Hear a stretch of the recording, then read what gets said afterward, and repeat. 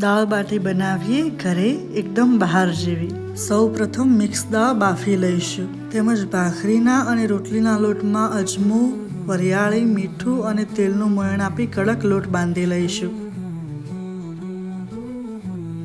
હવે એક કડાઈમાં તેલ ગરમ કરી તેમાં રાઈ, જીરું અને હિંગનો વઘાર કરી ડુંગળી, મરચાં અને ટામેટાં એડ કરીશું। તેમજ તેમાં બેસિક મસાલા અને થોડો ગોળ એડ કરી દાળનો વઘાર કરી દઈશું। તૈયાર છે આપણી સ્વાદિષ્ટ દાળ। ધાણા વડે ગાર્નિશ કરીશું। હવે બાંધેલ લોટમાંથી ઝીણા લુવા લઈ આ રીતે બાટીનો આકાર આપી દઈશું। હવે ચૂલા ઉપર લોખંડની તવી મૂકી કોઈપણ જાળીદાર વાસણમાં બાટી મૂકી તેને ચડવા દઈશું। વચ્ચે વચ્ચે બાટીને પલટતા રહીશું જેથી દાઝે નહીં। તૈયાર બાટીને આ રીતે થોડી તોડી ઘીમાં ડબોળી લઈશું।